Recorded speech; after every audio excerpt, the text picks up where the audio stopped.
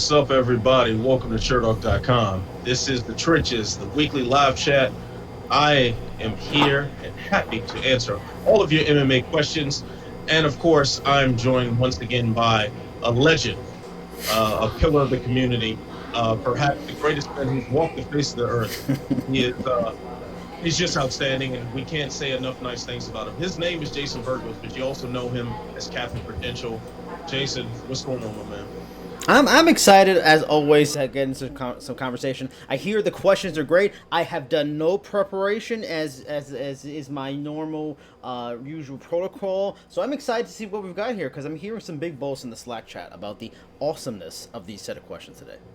We definitely have some very good questions. I am equally unprepared because I put together this stuff behind the scenes. Of course, you doing the stream, but I put the questions together and all that stuff. So I've been at work all day and a whole bunch of other things going on, personal life wise. So I haven't had much time to dive deep on this on my own. But we will explore all these questions together. Not all of them because we got a lot of them and we don't have time to get through them all. So the rest will be answered on my mailbag column, Ask Ant. So let's go ahead and start. Is that why there's a black shading around it? It's very militant. Yeah, it was actually directly copied from the forum, and because I normally use Google Docs and not Microsoft Word, I didn't know how to change the background color, so I was like, screw it, it's gonna stay.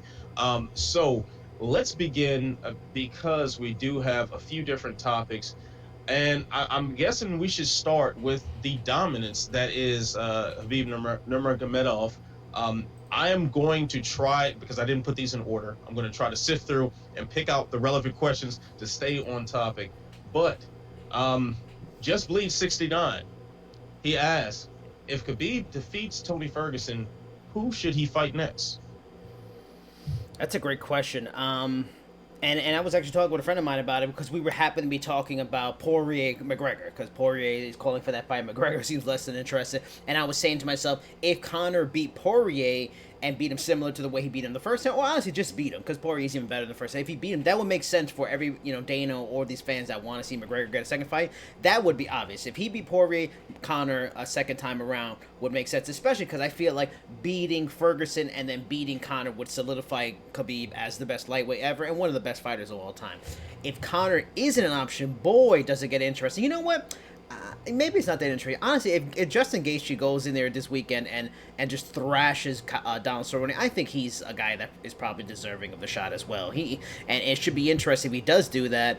How it works out because the company wants Conor, but if he's the most deserving guy and exciting and a wild fight, who wouldn't want that? Yeah, I'm with you on that. The Justin Gaethje call is a good one. I mean, of course, he has to get through Donald Cerrone this weekend, and that's no guarantee. But I like that. I think from a style perspective, that's probably the most dangerous matchup for Khabib outside of Tony Ferguson. Perhaps even more dangerous than Tony Ferguson. So that's a good one to look at now. As far as Conor McGregor, and we've got a couple Conor McGregor questions, and maybe we can address some of them in the lump sum in this moment right here. But I'm just not feeling the Conor match right now, at least. He has to, like you said, he has to get a win under his belt. He did make some noise with a tweet saying he wants the rematch in Moscow. Hell no. At least if you're talking about rematching Nurmagomedov. Now, if you're talking about rematching Dennis Seaver, if you're talking about, Chad Mendes coming out of retirement and coming up to 155, if you're talking about someone else other than Khabib, then okay, we might have a conversation to entertain. But no, that's total crap. If he ends up cutting the line somehow, and notice too, the phrasing of Dana White at the post-fight presser. Now, maybe I'm being cynical, and I know I'm a very cynical man, and I'm pessimistic about a lot of things, especially when it comes to this sport. But when he said Tony Ferguson is the guy, unless, he turns it down or he doesn't want the fight, then Conor makes a lot of sense. There is not a world where Conor makes a lot of sense next for Khabib. So Justin Gaethje gets a win. Yes, put him up against Khabib. If if either he beats Tony Ferguson or Tony Ferguson for whatever reason doesn't take the fight. But just know Conor, as of now, no, does not belong there. Get a win and get a credible win.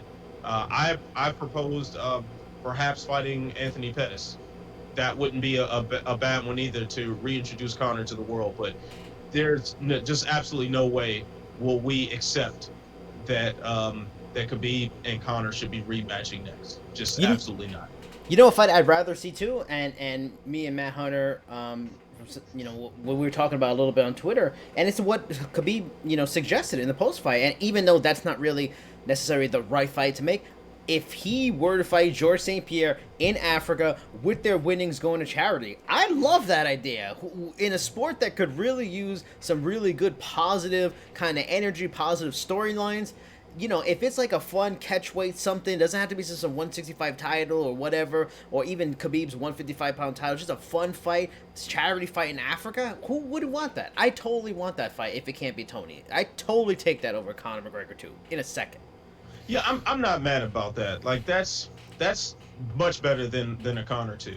That's so much better than a Conor 2. Now, the thing is, will the UFC let that happen? Now, Dana White seemed a little more open to it after 242. He didn't immediately torpedo it like he's done in the past.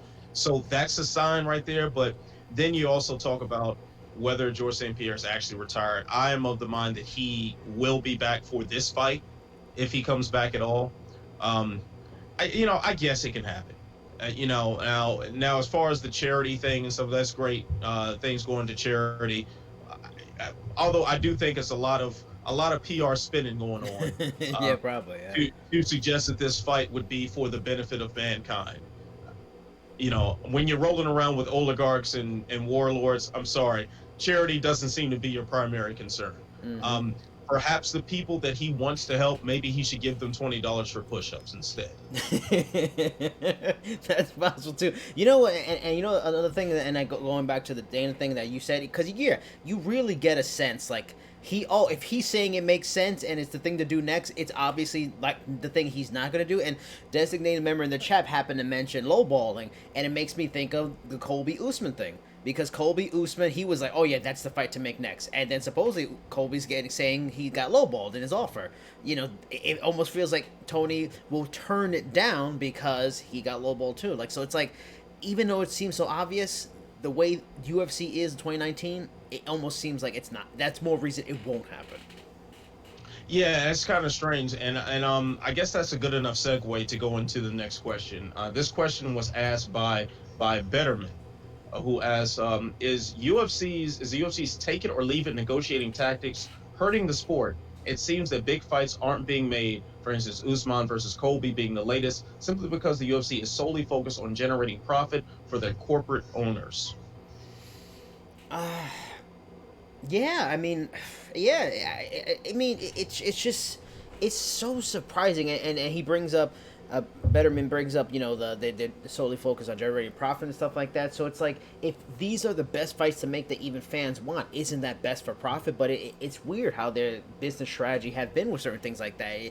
They'll forego the obvious fight that seems like the best fight, and that may make a fantastic fight and a moment in the sport's history, and forego it for the name that moves the meter and stuff like that. So, these weird negotiating tactics, like Colby saying, Colby's screwed up his reputation enough that you never know if he's being serious or not.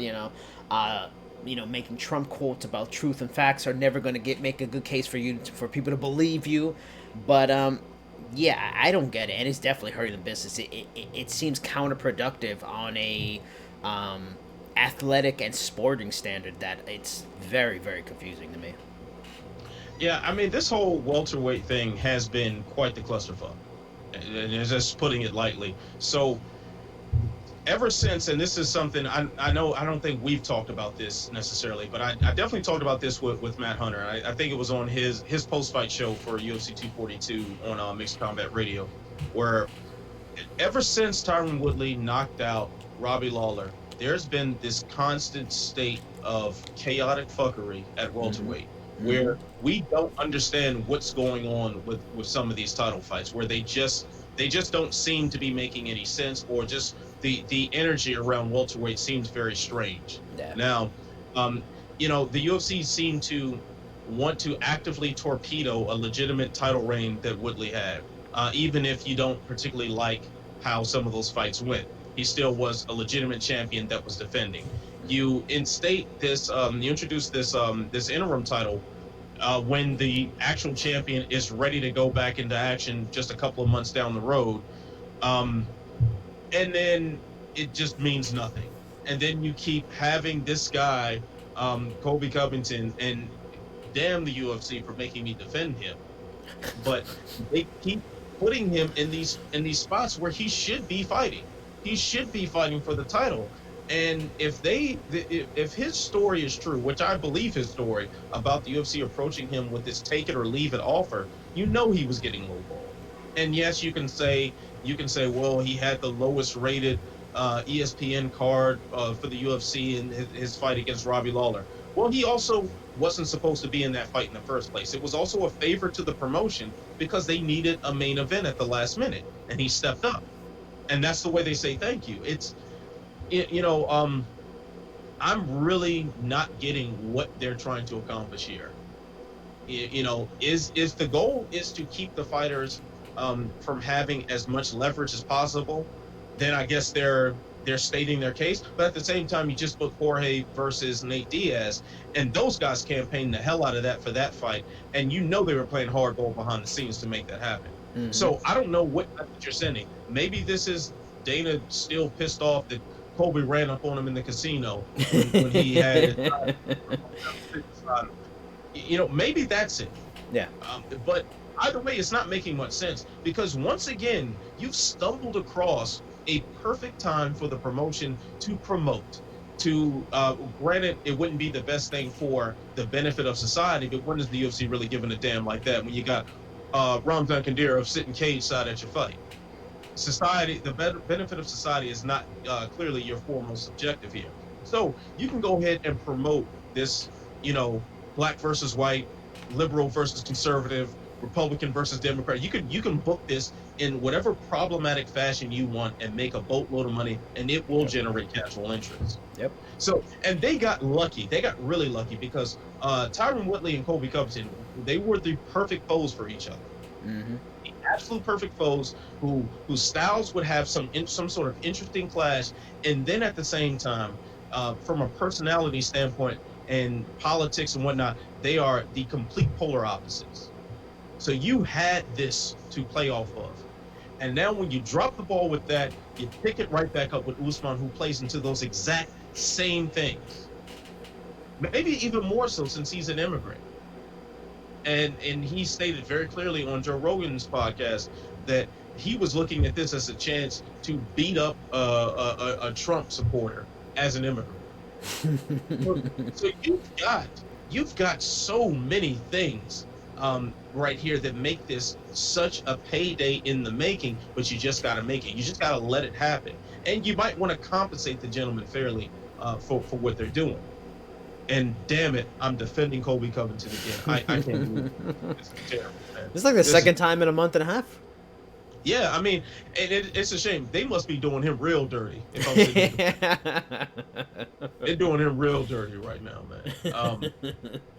Yeah, I'm really floored by this. I'm really amazed by this whole thing. But I guess that's a good enough segue into the topic that's really getting everyone's imagination this week, and that is the official baddest motherfucker title. The main event for UFC 244, Jorge Masvidal fighting Nate Diaz for what's supposed to be the BMF title. And I don't know if this was tongue in cheek or not, but from what I understand, they are actually going to make a belt. So Davy Crockett, no, I'm not sorry, Davy Crockett has something else. I'll get to your question later, Davy. Revolt Tub, that's a hell of a name, ask BMF belt, great idea or the greatest idea? It's not the greatest idea. It's great, but it's very odd. Like, like we're trying to promote ourselves as sport, and these belts mean something. And we've had many debates on how the belts have lost a lot of prestige and how they've been handled in interim titles, and then you're gonna make a weird fictional title like this is WWE and a hardcore title or something. Is it fun and stuff like that? And it plays to the crowd, but also is counterproductive in other ways. It's cool, it's fun, but it's also very stupid. And I thought UFC was supposed to be above that kind of stupid stuff. No. I mean, it's stupid, but isn't this whole sport stupid? Isn't this whole thing stupid sometimes? So I don't look at the BMF belt as being any more or less legitimate than a random interim belt that's just that appears out of thin air. And once again, let's look back at the welterweight title picture, the way it was being negotiated just a week ago, because reports surfaced that they were considering stripping Usman and putting Edwards and Masvidal in an interim title fight, and then from what I understand, Woodley was factoring into this. It was such a mess that how would you justify stripping Kamaru Usman when he just won the belt in what, March? How would you justify that? Mm-hmm. You know, how would, like, the same way I guess they justified introducing an interim belt for Colby when Tyron had 3 consecutive defenses within a year and needed time off to heal some injuries. So I'm not sure if legitimacy is any primary concern right here. Now, and this is the case where I can see it going down the road of problem and going down the road of just delegitimizing a lot of what the sport has to offer. But the UFC has done a fine job of that anyway. Um, I mean, we were just talking about a few months ago Brock Lesnar coming back to fight Daniel Cormier for the heavyweight belt. That was a very real possibility, and there were offers put on the table for that.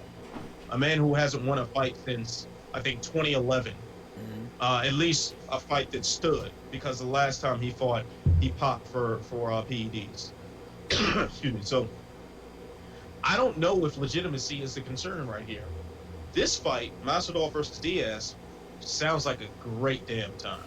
It sounds like if there was a fight to introduce some sort of lunacy, you might as well do it for this one. Unless you let CM Punk come out to the cage with his WWE belt. I mean, and I totally get that. The reason why I dislike it is 2 reasons. Also, in that one, like, okay, I appreciate that both Jorge and Nate they talked their way into this fight. They wanted to call each other out. They made this fight happen. That's fine, and it works. Trash talking into it. I'm the best man. You're the best man. Let's do it. Fine. Then it's the main event. Okay, it's the main event of a pay-per-view. You get a main event spot. And then, because I'm not a big fan of where the sport has gone, especially the UFC. The UFC is more than any other promotion, honestly, at this point, is that you need to talk your way into fame. If you don't talk, meritocracy doesn't matter. Winning a bunch of fights really don't matter as much as you're just talking your way, and it's a popularity contest. So the popularity contest wins. It talks you into a main event slot after just having one fight back in the UFC. I mean, Jorge Masvidal, I love him. He's still 2-2 in his last 4. He's getting a main event slot, and then they get a free title. And then also, what title are the fans gonna like? The fans are gonna like that title, and especially because they've delegitimized the regular titles. You're gonna have this weird pseudo-fictional title that's probably more beloved to the fans because it's a popularity contest and popular guys have it over the real title. Like, how do you make that real title that now you're really killing any kind of value, as well as like continuing the message of being quiet, a good guy, and just doing your job really doesn't matter. You need to almost be a schmuck to succeed in this promotion. I kind of wish they would get away from that. And that's why the title is just like, the title is like the trophy of that for me. And it's like, to me, it's just a bad look. Yeah, so let's you brought up an interesting point here, and let's take it to the chat. Designated member with a fine comment here. He says it's exactly what the UFC wants. It plays perfectly into their viewership's desires. Have it replace the actual title. Would probably be gladly accepted by the majority of fans. So yeah, I see that as a real possibility. Now, another question we have sitting there in the queue was from York One, asking about whether or not this was going to be a one-time thing. Now, Dana White saying this was going to be a one-time thing, but will it actually be? I mean, Exactly. it probably be the one-time thing like it was when they raised the price of the pay-per-views, just that one time for Silver versus Weidman 2. Just that one time they raised it, Mm-hmm. and then it became permanent. So that's probably going to happen. And unfortunately, that's probably what it's going to be because there are a lot of fans who don't understand or appreciate the technical aspects of the sport and just want to see people get their heads knocked off that are going to look at the BMF title as the definitive title in the UFC. They'll look at that as the title that the fuck is going on there? Bunch of noise. That that matters the most. Also, Um, like, what if Yoel Romero says, I'm the baddest motherfucker? Or, Adesanya says, I'm the baddest motherfucker. Gastelum, they might have a claim to it in ways. Like, what, they're going to make a BMF every division? They can't fight? Like, it just, it's so silly.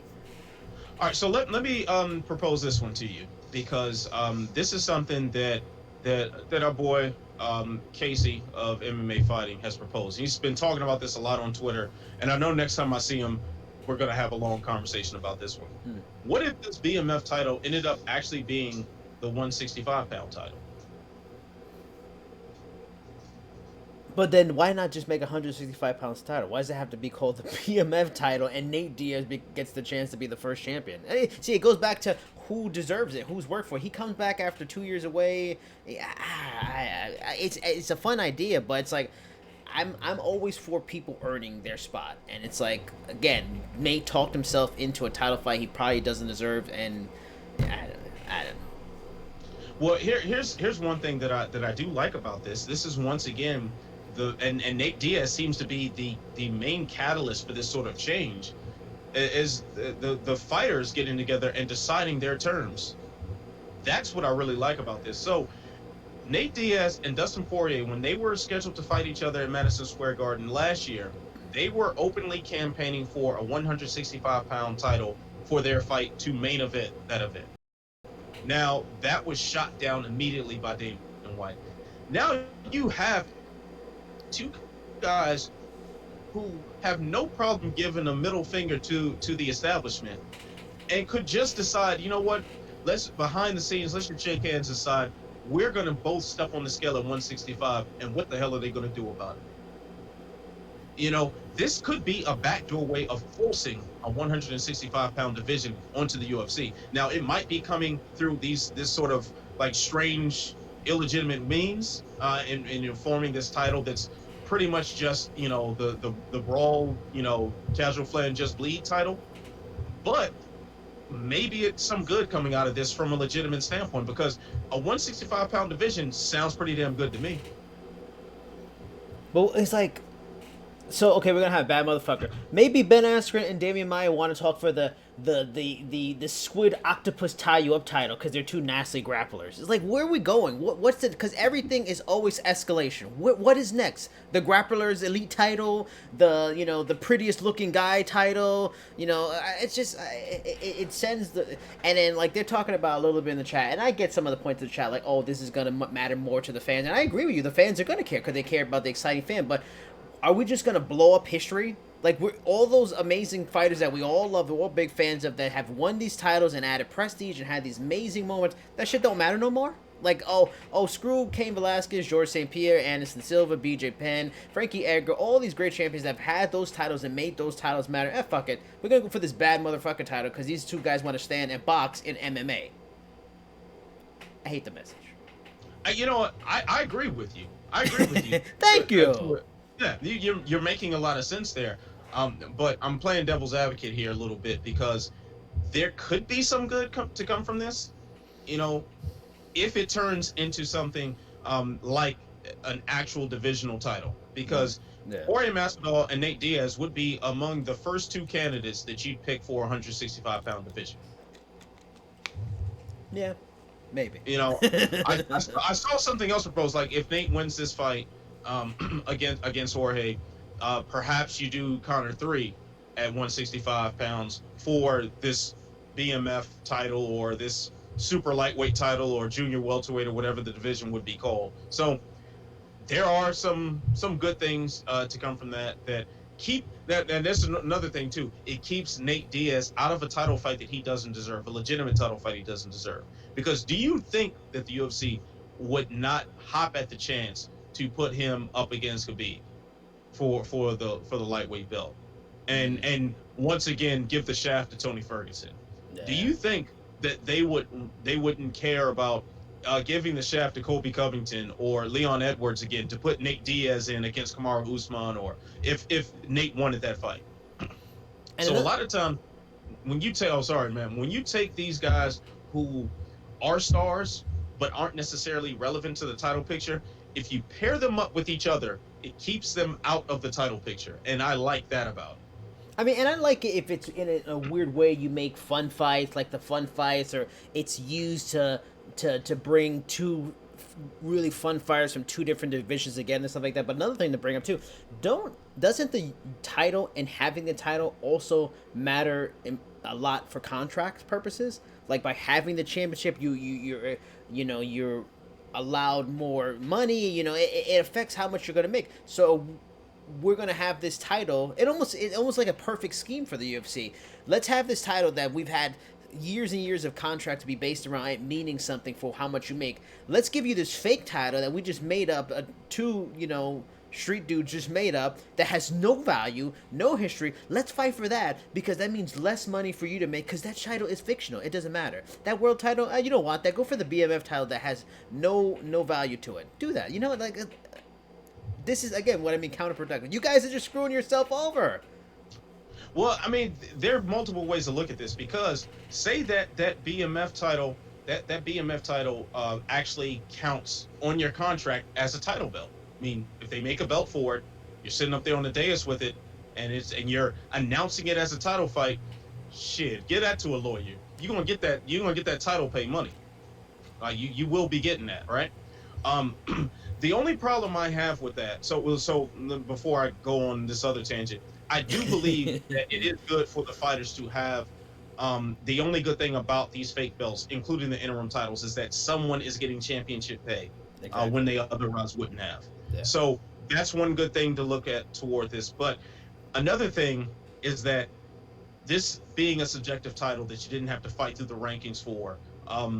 Not that the rankings mean a whole lot because that's another train of fuckery right there. But this is so subjective that the UFC can just decide, you know what, you're the BMF today. You know what, you're the BMF today. So you Yeah. you'll get the BMF belt. But Yeah. this guy over there, he's really a BMF. But you know what, we don't like this guy. This BMF, he doesn't play ball enough. So you know what, this BMF this BMF doesn't get it. These two BMFs get it. That's kind of the danger in this. But at the same time, they're doing that with the real titles now. They're doing that already. That's why a guy like Kobe Covington is sitting on the outside. That's why a guy like Leon Edwards on his ridiculous win streak hasn't broken through yet. That's why, and that's why Tony Ferguson, Jesus Christ, Tony Ferguson doesn't have a belt or isn't scheduled for an undisputed title fight as of right now, and should have been long ago before Khabib or Conor got that belt. So, I mean, they're already kind of doing it. So if there's just another belt that's out there, I guess some other guys get paid. That's not so bad. I wish in a way that the UFC didn't make the title, because the UFC making the title is the worst part of me. If Nate just made the title himself and walked to the ring with it, and it's on the line between me and you, I'd love that. But them making it like an actual title that they're gonna hold up there, like it's just so weird. But whatever, I'll be there to watch. You just challenged me for the BMF title? Is that what you just said? Just bring it. Do you really want this smoke, man? So I mean, well, first let me address a couple things in the chat. So Cole Shelton, the resident Judas of Sherdog, no. he's pointing out that you're wearing a Bellator shirt, and Chatri would be very upset about that. But I'm also seeing some speculation from designated member that Chatri is about to purchase Bellator. Yes. And this is way of announcing it. So yes. With that. All right, now of course we got a lot more comments. I'll come up to some of those later on, but as far as this conversation goes, Cole Shelton saying the BMF title is practically the 165-pound title. If Nate wins, Conor's going to want to fight for it. Gaethje Cerrone would want a claim for it as well. That doesn't sound bad to me. I don't know how to pronounce this gentleman's name. Q Lamani, I guess, says Gastelum has a claim to it. Is this a joke? It was a hypothetical, dude. Chill it out. Chill it out, my man. Cole also saying Cerrone is not fighting for a BMF title. However, his ranch is named the BMF Ranch. So that actually brings up something else I don't do. Because I saw everyone on Twitter talking about the BMF title. I was like, what the hell is this? Like, what's going on? When I first woke up and saw this news. And then the first thing I thought was when BMF, or all my rap fans out there would know, I thought it was Black Mafia family. That was a infamous drug gang that has a lot of ties. So I thought Big Meech was involved with the UFC somehow, or Jeezy or somebody. I thought that, I didn't know what was going on. But BMF being the title of Cowboy's Ranch, if he gets through this fight with Justin Gaethje, he's got something to say about that. Why not? Why not? I mean, yeah. Him versus Jorge or Nate too would be fun either way. Yeah. All right. So, Frank McGregor also saying the BMF title might be a sneaky way to bring in the 165-pound division. So, Flat Earth Deacon saying Cowboy is too soft. Ooh. Wow. Ooh, wow. I doubt you'd say that to him, my man. But what's up with you, man? Don't go to BMF Ranch and say that. Do not do that. All right, so let's go ahead and move on just a little bit here. I wish I organized these questions because, at this point, I'm just going to ask them shotgun random because, whatever. All right, Three Trees asked the obvious question, is it worth talking anyone else that isn't Tony when it comes to Khabib matchups? Yeah, no. We kind of went over that a little bit anyway already, and no. No, and that includes GSP. Yeah. That includes GSP. Like, at this point, it is criminal that Tony Ferguson is not fighting for the belt. And it really is, to me at least. I don't know if you agree. To me, that's the best match, the best fight to make in all of MMA. I don't think there's really a better fight. I mean, it might be, but to me, I think of styles, will, personalities, that is the best fight to make. Plus, it's for a title that means a lot right now. I agree. And someone asked in here, and I'm, and once again, wish I'd organized these, but someone did ask about what's the blueprint to beat Khabib. Problem is, there is no blueprint established, so I can't say that. Yeah. Do you remember when Floyd Mayweather and Oscar De La Hoya fought? Huge fight. Obviously, Floyd wins the decision, but then who was? I think Oscar was managing. I believe it was Canelo. When he started managing Canelo, and that Canelo versus Floyd fight was booked, and he kept saying, "I'm giving Canelo." And it was then the detail that he seemed to leave. I was like, you didn't beat Floyd, so how would you have the blueprint for something that hasn't been done? And Khabib is definitely in that territory now. There is no blueprint to beat him, but we can see maybe something different. So we talked about this at length last week about Dustin Poirier and what he could do different and maybe mix things up. And we saw him try a few things. We saw him go for submissions in attempts to sweep. He didn't get his hips out fast enough, but he did. When he went for that Kimura, I think he did that twice. Went for the Kimura and then tried to scoot out, but he just didn't move quite fast enough to get there before he got smothered again. Tony Ferguson does present some different challenges, or at least you think he would. Yeah. He's so unorthodox. He fights a lot off his back. There are some things that he would try that no one has tried against Khabib. So we have to see something we haven't seen yet, because if you're using Conor's game plan, that didn't work. If you're using Daryl Horcher's plan, that didn't work. If you're using Abel Trujillo's plan, that did not work. You have to do something different.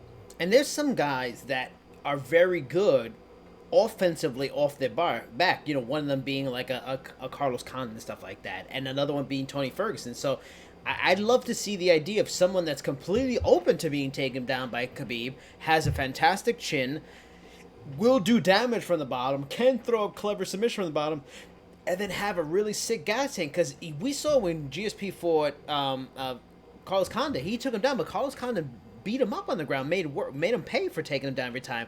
I'd be curious to see Khabib third, fourth round when Tony's not going away and just elbowing the hell out of the top of his head and doing all these things and trying to throw submissions, and his gas tank's not going anywhere. You know, that's why that fascinates me. I can see that Tony win that fight just because of his sick cardio late in that fight and his will, you know, to not be beaten. Khabib is not gonna beat that man into submission, you know, mentally at least. So that's why that fight is so fascinating. And maybe that's a blueprint. Somebody that's just nasty off the ground that just makes Khabib suffer. Like, shit, I don't know if I really want to be here, but I'm still going to be here. That fight has to happen. It has to happen.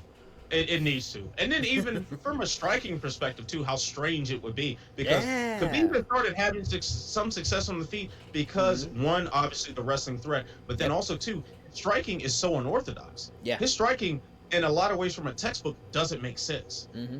But he lands on people. Yep. Now, Tony Ferguson, similarly, has a very unorthodox striking style. His is more textbook, but it doesn't make a lot of sense. It's almost nonsense. It's like effective nonsense. It's really bizarre. Yeah. And I'd love to see because one thing that happens with the unorthodox guys when they fight someone who stands in a very textbook fashion, they get confused. They have more success against the guys who have more textbook things because you kind of know what to expect. So you just do things, and the textbook guys get confused. Now, if you put two unorthodox guys against one another, how confused can they both get? They're so used to looking at standard strikers that they just start seeing some weird stuff. Punches coming from these odd angles and combinations that just don't seem to blend right, but seem to work for these guys. And then on top of that, they're both really strong fighters on the ground. Like, that has the makings for something really beautiful. And it is, oh my God, it's going to be so beautiful when it happens. If they mess this up,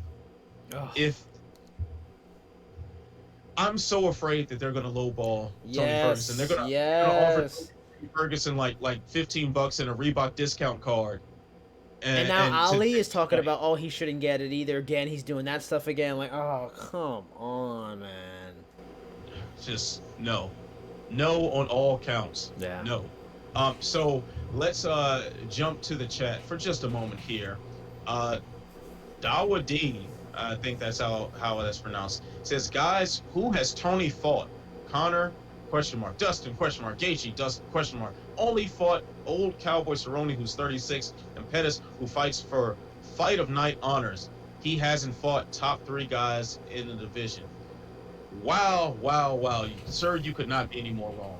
Let's run down Tony Ferguson's resume. So, you mentioned Donald Cerrone, fan favorite, a perennial top contender, also welterweight and lightweight. So, you got that.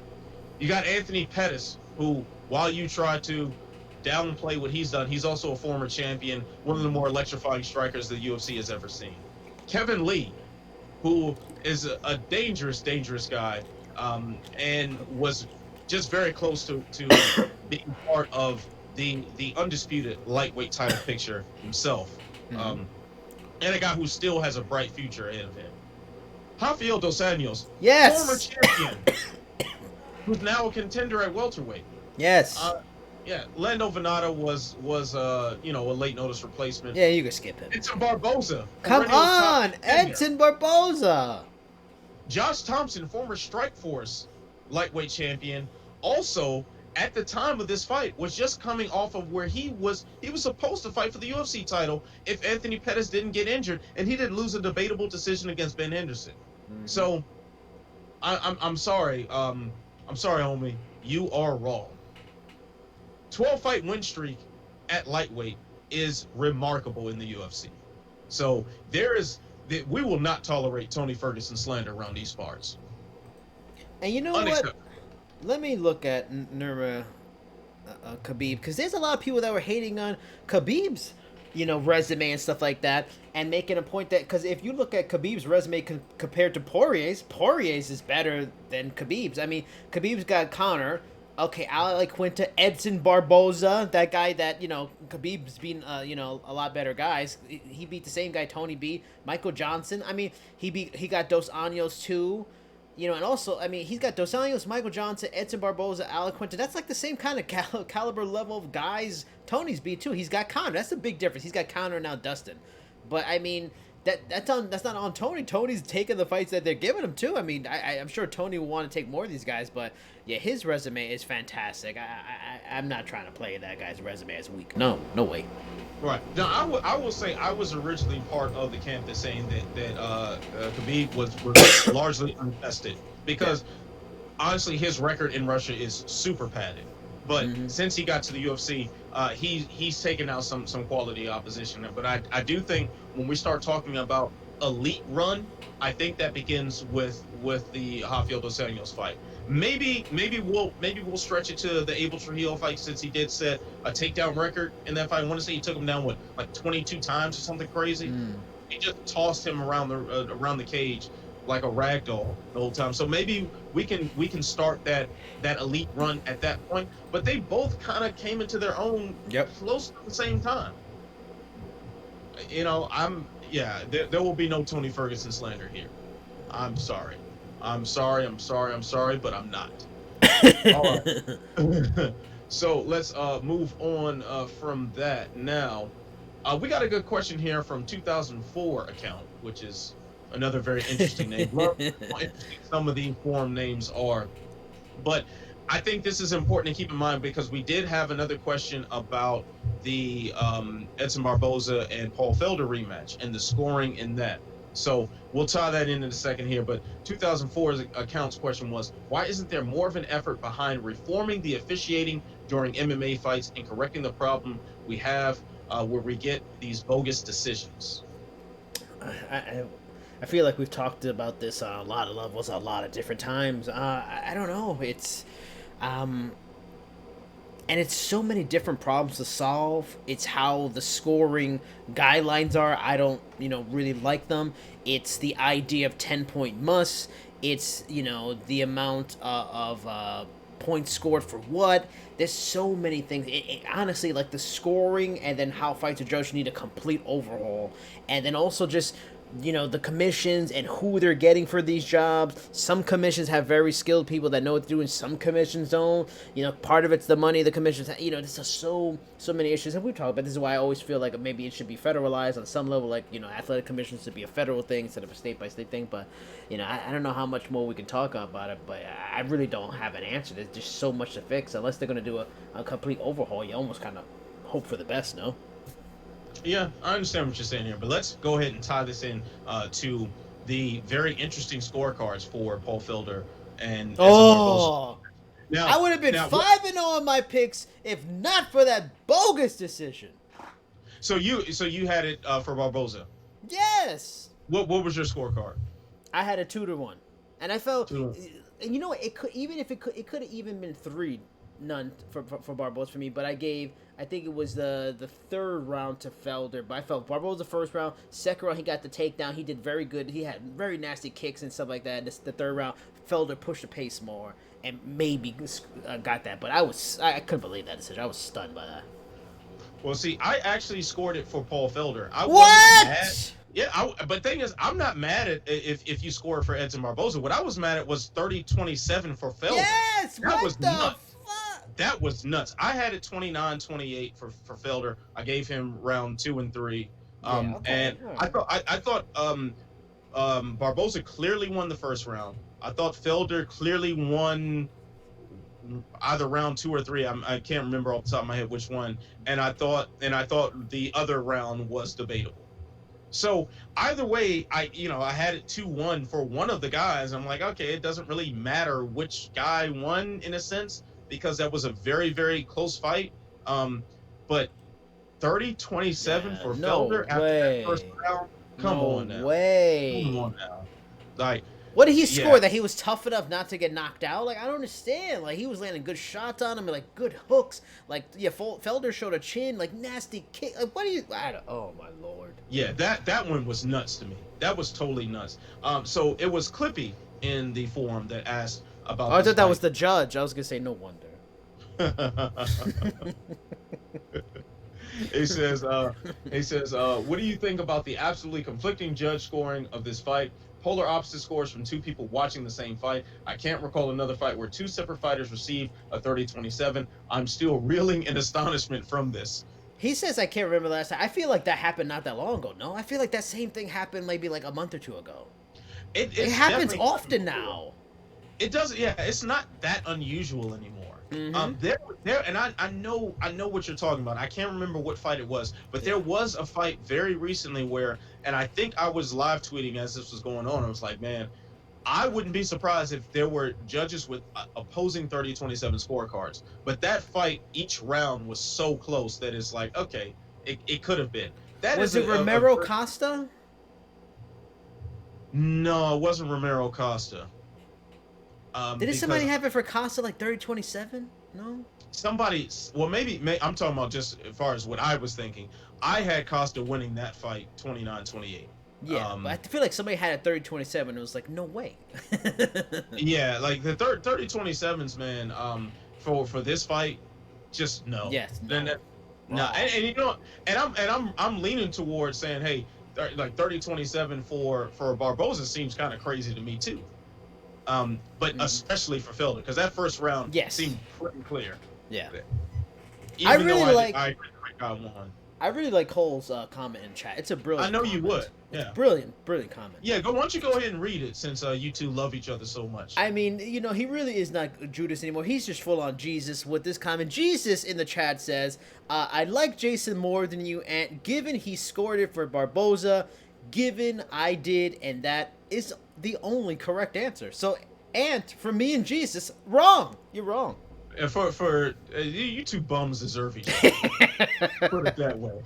Cole Shelton sucks, and Jason, you have earned yourself the first demotion of the day. Wow. Sergeant Major credential.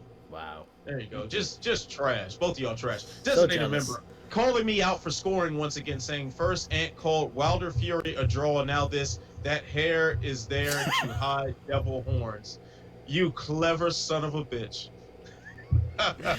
Well done. Well done, yes, Designated. Well done. Wilder Fury was a draw in my eyes. Yes, it was a draw. Sorry, but I am not sorry whatsoever. Damn you all for all the Big Daddy slander in the chat. Yes. Yeah, Cole is so still Judas. Anyway. Here's one right here. Iron Khan 57 asks, I got a question for you, Mr. Ant. Mr. Ant, the respect level. See, that's something that you need. Respect. Respect for your co-hosts. Yeah, well, no, I think it's respect for your elders because he probably views you as a very old man. You're like a year younger than me, jackass.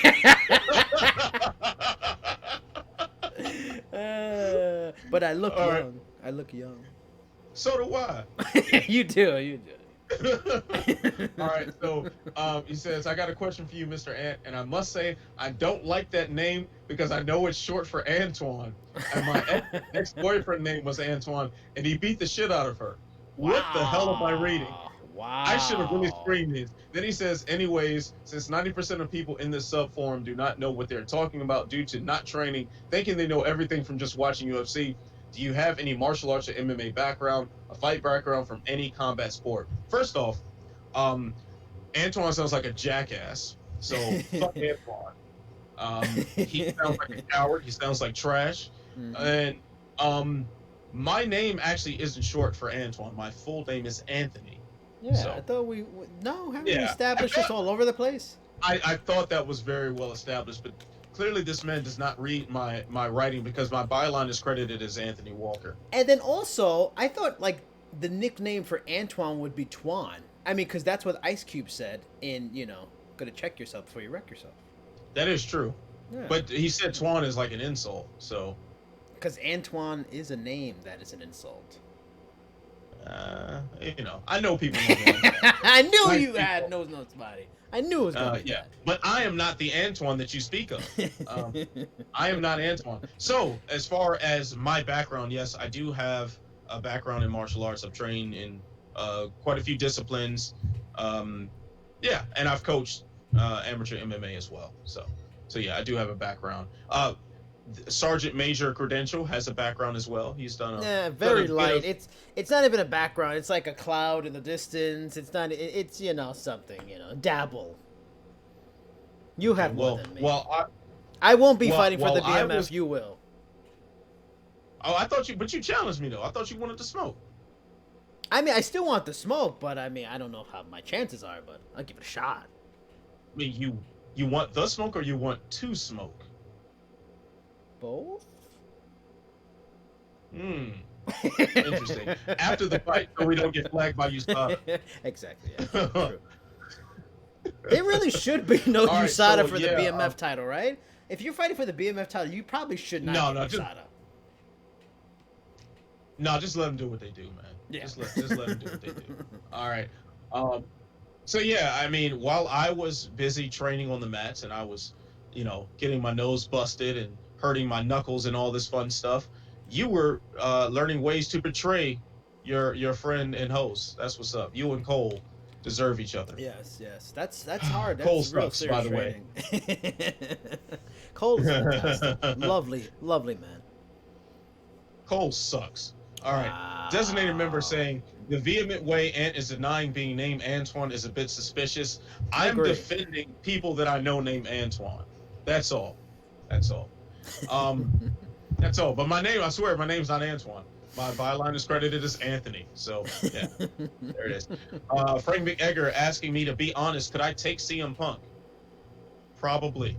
Wow. That's a hell of a boast. Wow. The thing is, I'm just like really in bad shape right now. If I get in optimal shape, yeah, I'd smoke him. Like, wow. Where are you training? Because I mean, at least he's training at Rufus Sport. Where are you training? Walker I'm training Sport? right now. I train at Sparta Academy in Westwood. Oh, Sparta Academy. Oh. And where are you training, young man? my kitchen sport. Kitchen sport. What the? Man, make me an omelet or something, man. See, when you live in the hood, you have to have your workout and punching bag near the dryer. So yeah, understand that's where that. I got my punching bag. Do you do pull-ups on the light poles? No, I wish. I like doing pull-ups. I can't do it in here. There's nothing to set it up here. So I have to do. I'll show you. I got some of this. Got a little bit of this. A little bit of that action. Oh, a little kettlebell action. Yep. Got a little 45 and then a little punching bag. That's how we do it. That's how we do it in Burgos Sport. Like 45? That was that was 45. Oh, I thought you meant you got the 45. I thought you talking about. No, I got this 45. I thought you talking about them things. Oh, you mean like 45 pounds. That's the 45 right there, baby. Yeah. And see, actually, I'm actually rehabbing an injury right now. So once I'm healed up, then I can resume my regular training regimen. And then CM Punk. That's the thing. Get to smoke. After that. Somebody tried to on Twitter tried to pair me up with Mike Jackson. Wanted us to fight. Why? I don't know. I was like, no. Wasn't Mike he Jackson, on? Mike Wasn't Jackson he on the? Wasn't he off the chain? Yeah, he was. But this is before. He's a friend. Yeah. This is before we ever met or anything. But yeah, I was like, no, like he would fuck me up. I'm sorry. No, thank you. I'm good. Cole is speculating that you would win via KO in 7 seconds. I would agree. I mean, I maybe say 10, but 7. I think that's good enough. I think that's fair.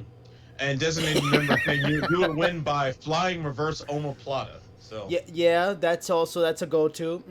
It just the got right like whatever hand you want. or the omo. Yeah, really, whatever way I can. Yes. Right. I can't wait to step foot on them New York streets there, Jason. Are you coming or what? I can't, man. I'm on travel restriction right now. With the baby on the way. So. So you're not gonna go to DC either then? No, I'm definitely no. Damn.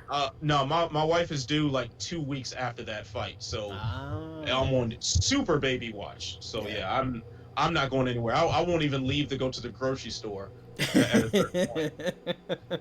All right, so let's move on from this slander against the sexiest man in MMA media. Um, Me? Oh, thanks.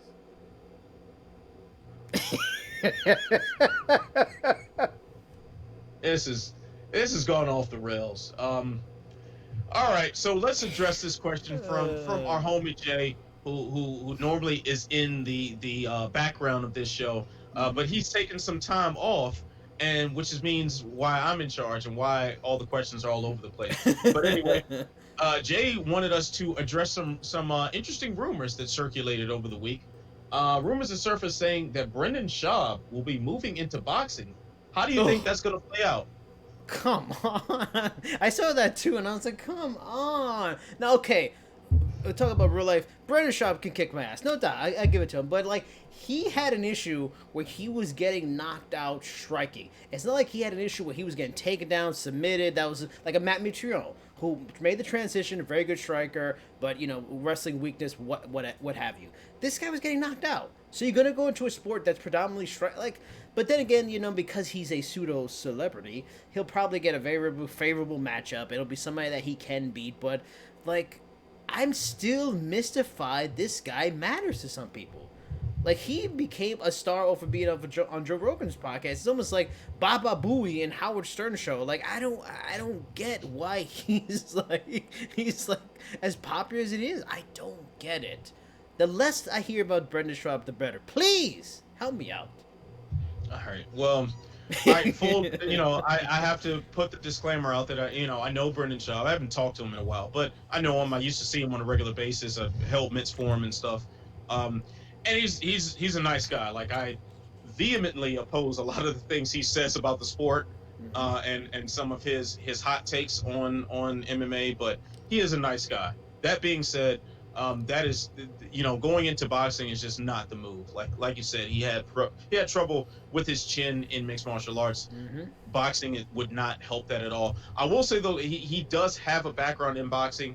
Before he got into MMA, he did box competitively. I don't know as far he went. I want to say he won some Golden Gloves tournaments, which I know isn't the pinnacle of the elite of boxing, but it's not like he's unschooled in that area. And as far as I know he still trains, and since I've seen him, he had been training mostly boxing stuff. So he stays in shape and stays, I guess, trained up. But if he does this, it'd just be a money grab. It'd just be something to do, and it's not really like he needs the money. The man makes plenty of money from his podcasting endeavors. And I thought he's a comedian now. I thought he's doing comedy. I thought he's doing comedy Yeah, tours. yeah, he does a little bit of everything. It seems like lately. But also let's note too. At least the only source that I saw about this Brendan Shaw boxing rumor was a Twitter account called Boxing Kingdom, which, from what I understand, and I consulted with the homie Matt Hunter, who is quite the expert on boxing, and some of his other friends and personalities on Mixed Combat Radio, UK Rob and Fugati. And they were like, yeah, this Boxing Kingdom account is total garbage. Like, they just make shit up, and hopefully they'll say something that's right eventually. They were the ones who reported that Conor McGregor and Manny Pacquiao were going to fight. So Oh, that God. shows the level of credibility there. But it honestly wouldn't surprise me if Brendan Schaub decided that he wanted to try his hand at pro boxing. So sounds like you will be the first one lining up for that pay-per-view. Uh, God. Perhaps it can be on the co-main of KSI and Logan Paul too. Which I will probably be at that fight because it's in LA, so might as well just go work it because whatever. Because you're gonna watch it. You know you're gonna watch it. I didn't watch the first one, I'm happy to say, and I will not watch the second one. I didn't watch the first one, well, at least not in its entirety. But you will watch the second one. You will. No. It's I don't on know this. who Logan Paul is or KSI. What's a KSI? Sounds like computer software. I think he's a. I think he's a rapper. You think he's a rapper? What is that I even? think he's a What is rapper. that? Oh God. Like for me, especially for me to say I think he's a rapper as much as I like to rap, like I don't know. No. But I bet you when I back in my battle rap days, I'd have smoked him. I bet you I would have. But man, I'm challenging everybody out here. I know. I'm challenging Wow. you. I'm challenging KSI. I'm challenging CM Punk. All y'all can get it. What? Wow. Cole? What's up, Cole? Trying to get this smoke? Let's leave Jesus alone, please. He's a nice Man. And both y'all trash. You know what? You're demoted again. Wait, speaking of hip hop, I have to say, Hip Hop Evolution Season 3. It's only 4 episodes, but it's here. Oh, I'm so happy. Oh, have you started watching it yet? Yes, I started watching it today. Okay, yeah, I haven't started. I just saw the new episodes on my queue like the day before yesterday. But the Wu-Tang series on Hulu, check that out. I don't want it. That's like it's a show, right? Where it's people that play the like. I love the documentary. Well, not the documentary, but what Hip Hop Evolution did. Like, I don't know if I want to see actors play ODB. I don't know. The guy who plays ODB is perfect, by the way. Yeah, Perfect. The one hang up I have, Davies playing Method Man. I'm a big fan of Method Man, big fan of Davies, but Davies, it's just Davies pretending to be Method Man to me, and it's just like come on, fam. Like when I hear him talk, it's like this is Davies. When he's rapping, I'm like this is clearly Davies. No, I'm sorry, I'm not. Did they? Is it? Is it really that interesting? Like, is there a lot that we don't know about that is true? Like, it is based true stuff. No, I didn't see the documentary. I still haven't seen that yet. But it goes into like the backstory, like how the group got together and the various like street beefs that they had and whatnot before the group formed. So, yeah, I would highly recommend it. I know you're a Wu-Tang aficionado. No. You should check that out. Yeah. Oh, and Snowfall, the season finale of Snowfall is tonight. Yes.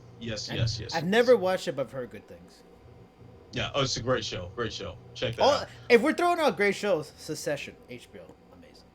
I saw you tweeting about that. I've never seen that. I have no idea what it's about, but I will check it out on your recommendation. Oh, it's just like it's like a family that's sort of like super rich, and the father's kind of like Warren Buffett, but it works because the dialogue's so good and they're fucked up. And I think we all know about having fucked up family. All right. Good. Oh, don't think I forgot about your demotion, Private First Class Burgos. All right, so we are nearing we just passed an hour, so let's go ahead and we do have some more questions, but I can write some of these in the Ask Ant column. So instead, let's move on to the Who You Got segment. Let me pull up these matchups real quick, and we can get some final thoughts about the upcoming card this weekend in Vancouver. So, Todd Duffee versus Jeff Hughes. Jason, who you got? Oh, jeez. Oh, I gotta look this up because I will not lie, I did not do enough research on this, so I don't even know who he's fighting, who that guy is. I don't even know what Todd Duffee's done in the last few years, but let's all go through it. Let's learn some lessons together. All right, let's see. Todd Duffee for Frank Mir. Damn, this dude didn't fight in 4 years. That's exactly why I decided to let you figure out what he's done. He's done nothing in the past year.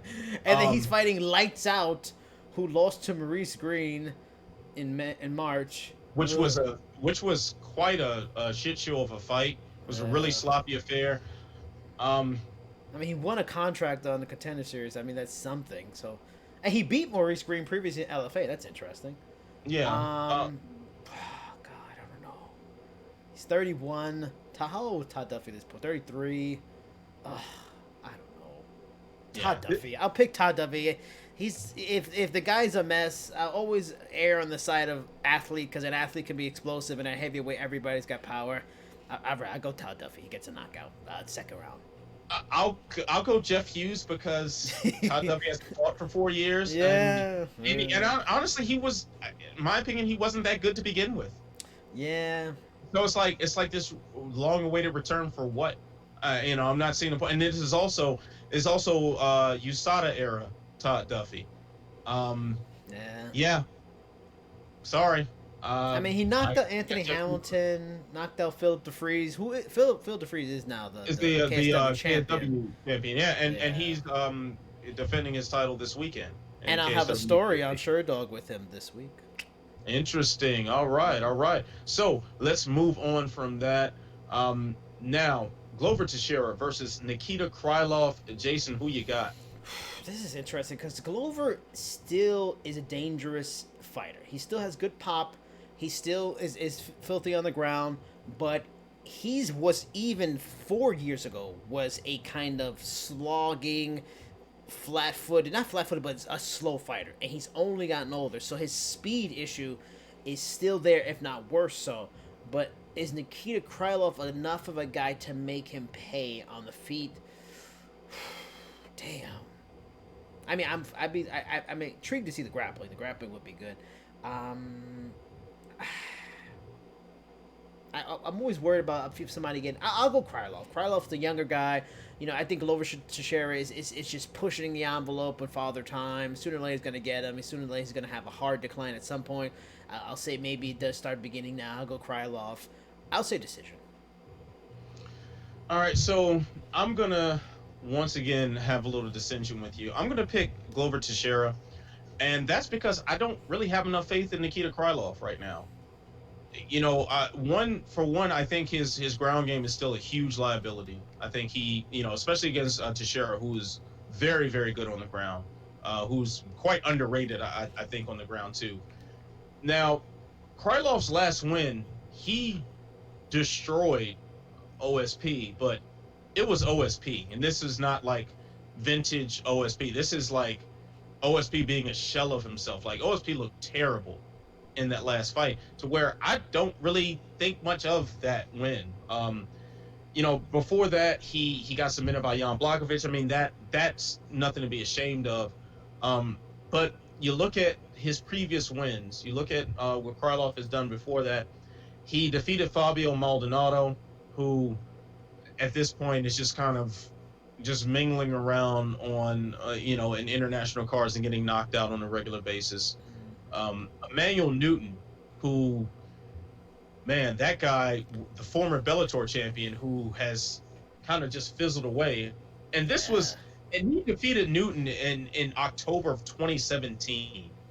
Okay, so we're like 2 years removed from a quality name on his resume and a win. I'm sorry, man. I'm just not impressed by what Krylov has done as of late, and I think Teixeira is going to send another young guy packing.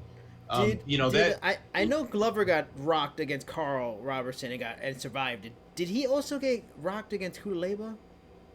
I want to say it started off kind of rough for him, and then and then he found his way. That worries me. Like him getting hurt often now all the time. That's the thing. I like on a skill level, I agree with you 1,000%. I think he's the better fighter, but like at his age, he is now 39 with how many fights? 36 fights, going to 37 fights. It's a lot of wear and tear, and now a questionable chin. I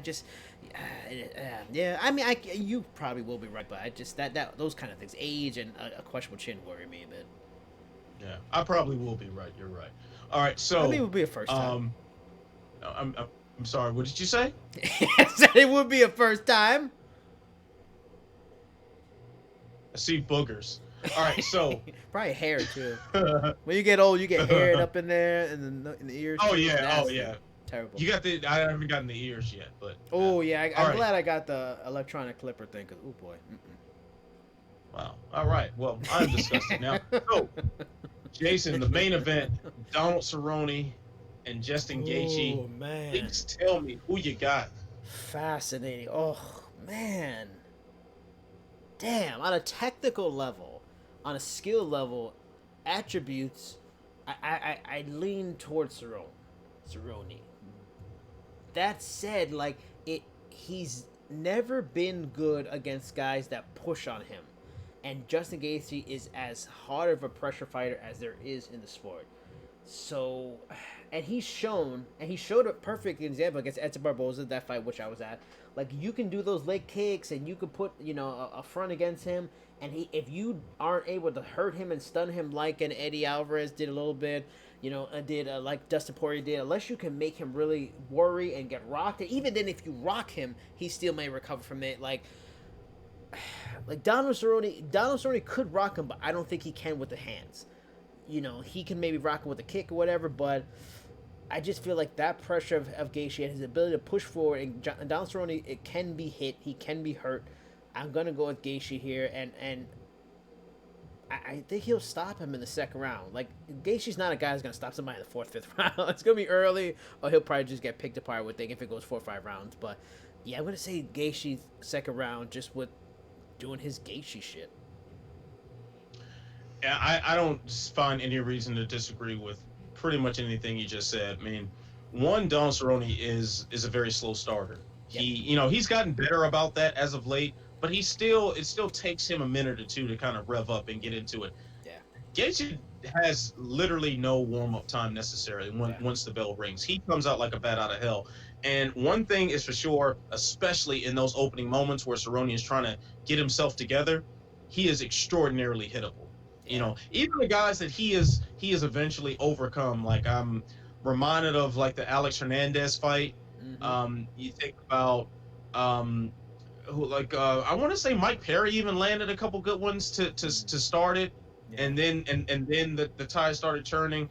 If I'm not mistaken, Yancy Medeiros, and even you go back at the Edson Barboza fight. Barboza was lighting him up until Cerrone kind of caught him with that hard jab and was able to jump on him for the submission. I don't think you get those opportunities with Justin Gaethje.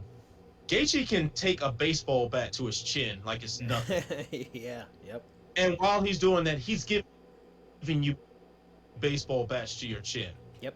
And on top of that, the leg kicks are so nasty. I just don't see how Cerrone pulls off this win. And I know that there'll probably be someone in the chat who mentions their training sessions together and how Cerrone apparently knocked him out in sparring some years ago. But I'd be very surprised if Gaethje is still that same guy. Yeah. We saw evolution in him in his fight with Barboza a couple months back. Yeah. Where he showed a certain level of patience and stuff. Like, he didn't just get sucked into something crazy. Now, I think even if Cerrone starts regaining himself and starts gaining some momentum, a more patient and measured Gaethje might still be enough to do away with him. But I don't think it gets that far. I honestly will be very surprised if Don Cerrone makes it out of the first round. But second round sounds pretty realistic to me as well. How about this? If Tony Ferguson and Khabib doesn't happen and breaks our hearts, what about Ferguson versus Gaethje? Oh, I love that fight. Yeah. I love that fight. But at this point, if you're putting Ferguson in anything other than a title fight, just piss off with that. Yeah. Or as you would say, get all the way the fuck out of here. That is exactly what I would say. I know. All right, Jason. So that's going to do it for the trenches. I would like you to, of course, it's written down right below us, but go ahead and tell the people where they can find you on social and briefly let us know what you got coming up for our beloved Sherdog.com. As always, as Anthony just mentioned, listed below, Cheap Seats Chat on Instagram and Twitter. This week, I guess it's probably going to come out. Hasn't come out yet, so I'm guessing it's going to come out either tomorrow or Friday. I have 2 articles. One, like I mentioned, with Phil DeFries, the KSW champion, that he fights at KSW 50, which is a big event for them. It's their 50th event. It's a big deal. They're going to be in London. He's English, so he's the hometown favorite in the main event. Defending his title for a third time. Really good interview. Really cool guy. And his story explained to me on how he got on this 5-fight winning streak he's on right now and won the title by addressing his mental health. Like, this dude had chronic anxiety. He was scared to fight. Somehow he was a professional fighter that made it to the UFC and 12-6 and legitimately has fears of fighting. And now those fears are gone. So it's fascinating to see where his career is and what he's doing. Also, talked to Hunter Azier. He'll fighting at UFC Vancouver as well. He's fighting Brad Katona, and talked to him a bit. That was a good conversation. So look for those two on Sherdog this week. They should be coming fairly soon. All right. So I'm Ant Walker. You can find me on Twitter at AntWalkerMMA. Also my Instagram, which is right below. Yes, I still don't post things on Instagram very often, but follow me anyway, just in case I do. So what I've got coming up, Ask Ant, the mailbag column, got plenty of good questions to choose from. So expect that to come your way. Hopefully that's published by Saturday. I'll have it finished by Friday and that'll be turned in, but never know what's going on with the publication schedule at times. And the good, bad, and the ugly, the post-fight column analyzing the UFC's trip to Vancouver with Justin Gaethje and Donald Cerrone in the main event should be going live Sunday. So I will be attempting to do a broadcast for the Walkout Network, my personal YouTube channel. However, I still got some of the technical stuff I'm messing up on. So follow me on Twitter and I'll keep you updated with it. But I'll run some tests to make sure I've got all my software issues in order. But anyway, that's going to do it for the trenches. Appreciate everyone who jumped in on the chat, keeping the conversation moving forward and asking all sorts of good questions. And except for everyone who said anything negative about me, you all suck. Wow. So, all right. So you know what you got to do. All right. I'm Ant. He's Jason. And you know what is a necessity in this life? You've got to stay beautiful. You've got to stay positive. And through it all,